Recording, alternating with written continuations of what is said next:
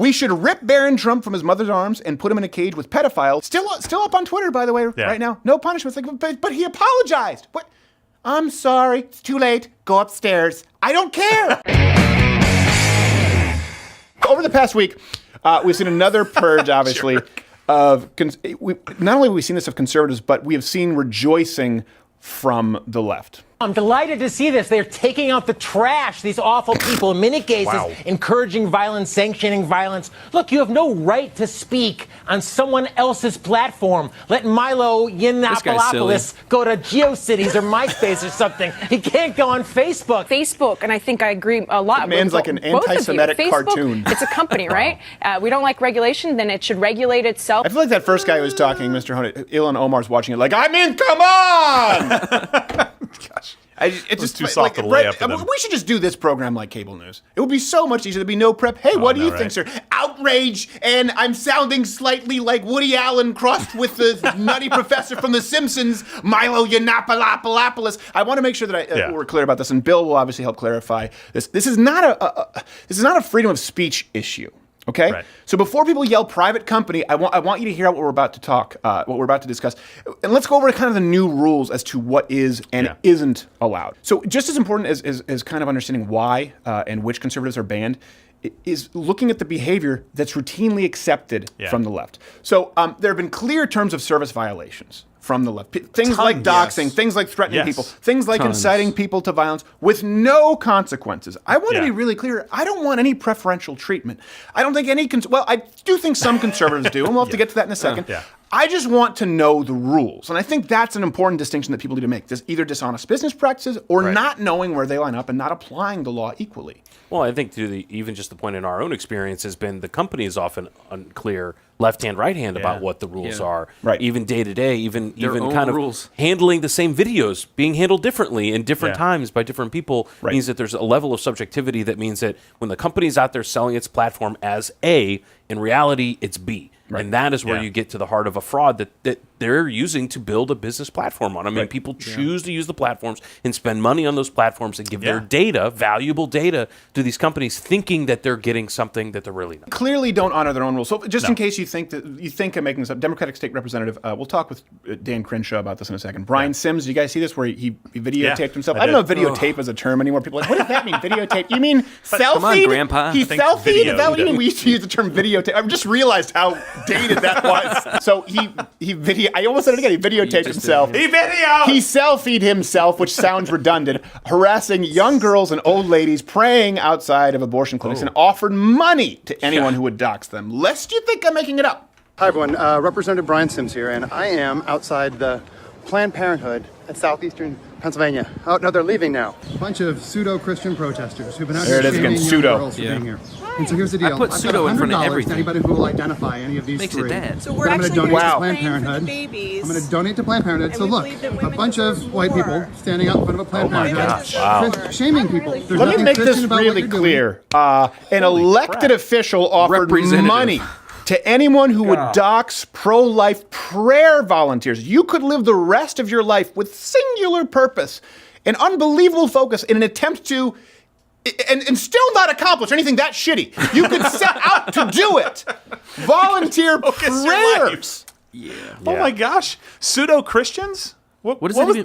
Don't use religion to What does that divide. mean? By the way, you're a pseudo-Christian because you don't support my point of view. That's also Alexandria Cortez. Cortez was talking about this week. She says those people don't know anything about women's bodies. Talking about the Georgia bill. It's like, well, hold on a second. We don't know anything about women's bodies. All right. After 6 weeks, the reason it's called a heartbeat bill is because you're stopping a heartbeat. Whose heartbeat? Right. Is that hate speech? Is that can I not understand that because I'm a man, or do I actually just understand you're the party of science that if you have two hearts, you're a medical marvel? Someone get Ben Carson to separate you two. This guy, by the way, this is what's also really egregious here is he took the video, he streamed it, he didn't videotape himself. He streamed it on Periscope. In my day, a Periscope was when you took some milk cartons, taped them together, and put a mirror on one end and a mirror on the other, and you went, see, I can look at the top of the car. Oh my gosh. You never did that trick? Everyone did that. Everybody did that joke. And he posted it to Twitter. So this guy obviously feared no consequences. That's what bothers me. Doxing, by the way, and targeted harassment expressly outlined as bannable offenses on Twitter's terms of service. That one's pretty clear. And they should be. This isn't an isolated incident. Remember Peter Fonda, the actor? He called for Barron Trump to be abducted and raped by pedophiles. Lest you think I'm exaggerating again, and I know my half-Asian lawyer, Bill Richmond, gets a little uncomfortable. He thinks I'm going too far. Yeah. This is a quote. Easy Rider. Was Peter Fonda Easy Rider? Yes. Yeah. Yeah. We should rip Barron Trump from his mother's arms and put him in a cage with pedophiles and see if mother will stand up against the giant ass she is married to. Now, I know at first glance that seems pretty cut and dry. But then I see the blue check mark and I don't know what to believe anymore. And then he's still up on Twitter, by the way, right now. No punishments. But he apologized. What? I'm sorry. It's too late. Go upstairs. I don't care. There's so many things that they have done that would under the ban that just happened would easily have gotten them kicked off if they were on the right. This is also something that's important. It's also illegal. That's something people need to understand. Actually making a threat of violence or inciting people to violence. This whole idea you can't yell fire in a crowded theater, you actually can. Yeah. If there's a fire in a theater. If there's not, I believe the legal term is fraud. We commonly refer to this as lying. Yeah. Right? The thing is, if you try to respect the laws, they don't abide by the laws. We have people who sign consent. We have people who say, I agree to appear on camera, change my mind, and then go to YouTube, say, I don't want to be on there anymore. And YouTube makes us blur it. And we say, well, first off, it's a single-party consent state. We're not breaking the law, and we can show you them giving permission. Break YouTube's they say, we law. don't care because we just don't want to deal with the problems. That is the issue. These offenses are actually illegal. By the way, hit the notification bell. Actually, just bookmark the channel on YouTube because notifications may not work. Join up loudofcrowder.com/mugclub, and of course, you can leave a rating there on iTunes. So let's compare this with what gets a ban on the right, in direct contrast to the leniency given to leftists. Do we have anything right or wrong so far legally? No, I actually was going to say that the exact other point would be probably people would hear the end of the first comment and say, okay, so wait, what's your position? That they should be allowed to say these things or that they shouldn't be allowed to say these things? And the point being that there's a disparity, right? The whole point is people are being treated differently not because of the certain what they're saying. It's because of the view that is being espoused by what they're saying. Right. Several of the accounts that were banned, I think within the last 2 weeks, the Ocasio-Cortez, the parody account, James Woods was suspended. The MAGAphobia account, which was very surprising to me, it tracked violence against conservatives. It's like a block parent on Twitter, effectively. It's like someone videotaping an Antifa person punching an old lady in the face, saying, "Hey, watch out for that guy! You're banned. Why? Because you upset the old lady. I was trying to stop her from getting punched. Right? She was really upset." Exactly. Awesome. And paper-thin reasons were given. For example, the parody account of Cortez would clearly fit the guidelines for Twitter policy. Parody accounts are allowed. Yeah. It was clear that it was a parody account. What I love is that Twitter said the account was seen as misleading, going a little too close to the source material, I see. Bernie's thoughts, it's hard for me to tell the difference. Sometimes I have to undo the retweet because I retweet it thinking I'm dunking on Senator Sanders. And I realize, wait, it's not him. He really sounded like he was that mad about Pringles. This person has emulated his voice remarkably. And then, of course, Facebook and Instagram, they banned people like Milo Yiannopoulos, Paul Joseph Watson, which I really don't understand the Paul Joseph Watson thing. How did he get put in that list? Well, they claim they violated the dangerous individuals policy. You're dangerous. Now, is there a legal precedent there for dangerous individuals? Is that a law? No, I mean they have their own policies, right? And those policies sometimes they deign to give us a definition of them, sometimes they don't. Those definitions often change. It's possible that they have drawn from some statute, but it's not expressly referenced. So no, the policy itself does not refer to any particular law when it says dangerous individual. Well, and what's really dangerous to me, ironically, here is that they say someone like Gavin McInnes designated dangerous individual by Facebook, and now they're saying that anyone who associates with these people could also be a dangerous individual. Well, I don't know how far that necessarily extends. Obviously, Gavin has been a colleague of mine. We've worked together. But then we've had people on this show who we don't agree with at all. Is that considered association? The rules are never clear. This is the platform that actually banned any pictures of anyone, even seen wearing our Socialisms for Fig shirt, which, by the way, can be purchased at loudofcrowdershop.com, along with this wonderful new Deplatform This Crest t-shirt. That's the Crowder Crest. I love that one. But we retroactively photoshopped all of those pictures with the Socialisms for Fig shirts to abide by the Twitter terms of service. So as you can see, always thinking one step ahead.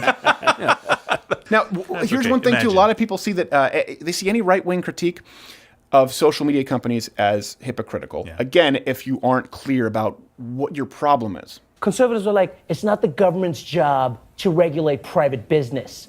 But then as soon as they feel like they're not getting enough retweets, suddenly it's like, we're launching an investigation. We've got to nationalize tech companies. Long live socialism!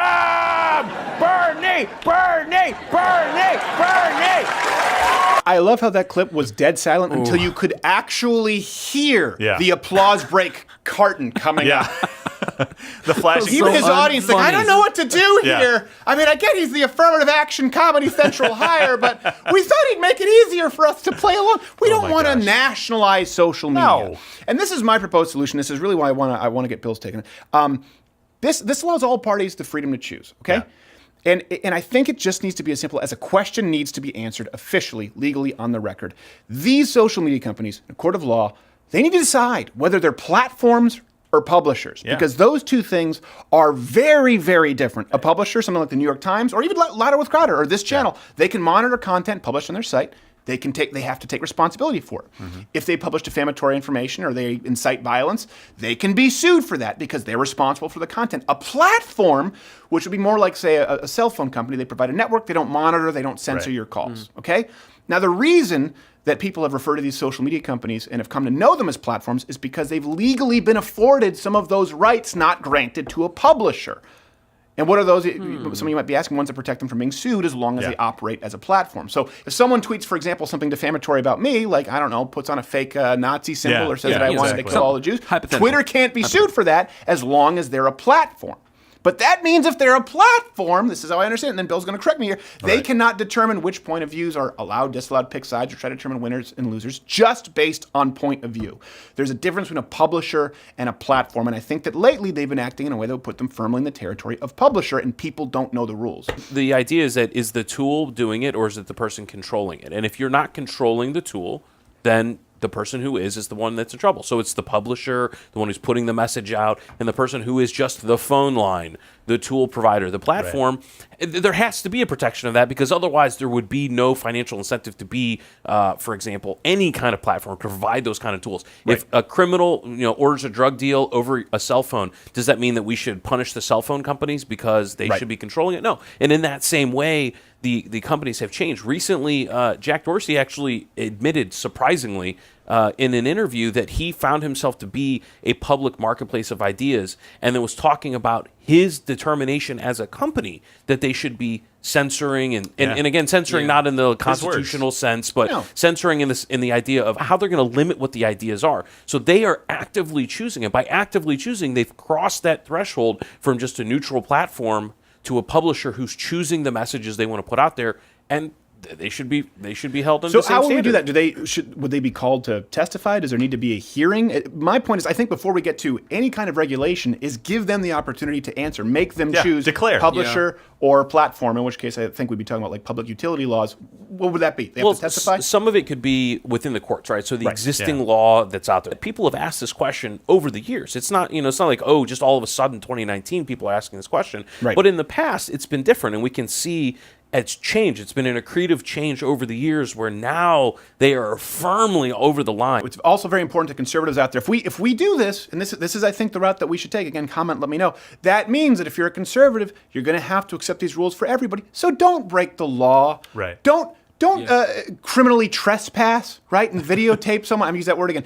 Film someone on their private property and then claim that you're being... Please don't do that because you can film in a public area in a single-party consent state. You cannot go into someone's home or on their lawn and film them there. Just like you can't put out there a false meme that you know to be false to harm somebody just because you don't like them. And that means conservatives are going to have to allow Ilhan Omar, Farrakhan to post all the anti-Semitic crap they want. By that same token, Twitter, you can't allow Hamas to recruit people, right? So at that point, when we say you're a platform, then at least we know, okay, you have to, at least there has to be some semblance of abiding by the law for which all of us can have reasonable expectations. Right now, there's their rule set, and then there's law. And sometimes you can be obeying one and breaking the other. For example, Peter Fonda hoping that Barron Trumps get raped by pedophiles. You would think, I don't know, that seems like a threat. That seems like it could be an actual offense. Twitter says we're A-OK. Yeah. AOC parody, we're a little murky on the legality at that point. Yeah. I just want to know what the rules are, and I think that's Yeah. what conservatives need to be pushing for,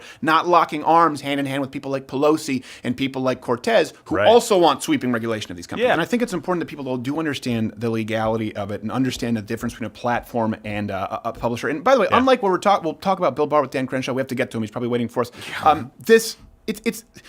He's under no requirement to speak with more lawyers, by the way. Right. He's under no requirement to provide a completely unredacted report No. to the public and or all members of Right. Congress. This is a legally relevant question here, Yeah. unlike the Barr situation, because I know people will accuse the left and the right, no, man, you're all just playing politics. No. We just want some clarity. We're calling for Right. more transparency, not less. I think that's pretty important because, again, when you talk about sweeping national legislation, it's not about Donald Trump right now. Again, the MAGA hat wearing people who just like to troll. No, there's going to be someone else in office after President Donald Trump. Yeah. So let's try and take some steps in the right direction, allowing for more freedom, not less. The good news here is we can actually take a first step, low cost, requires very little bureaucratic red tape or any kind of overhaul right away. It only requires the truth. It requires social media companies to put their money where their mouth is. And if they want to continue to benefit from the umbrella and the legal protection of a platform, fine. Or do they want to remove it, edit, and censor content based on point of view like a publisher? This can all start with just 2 yes or no questions. And all that's needed to start a revolution really right now in fairness and transparency and honesty is to get these big tech CEOs, the owners, in the hot seat. And all that's required is to get them to answer yes or no. Hey there, if you like this video, this is the part where I would usually tell you to subscribe, but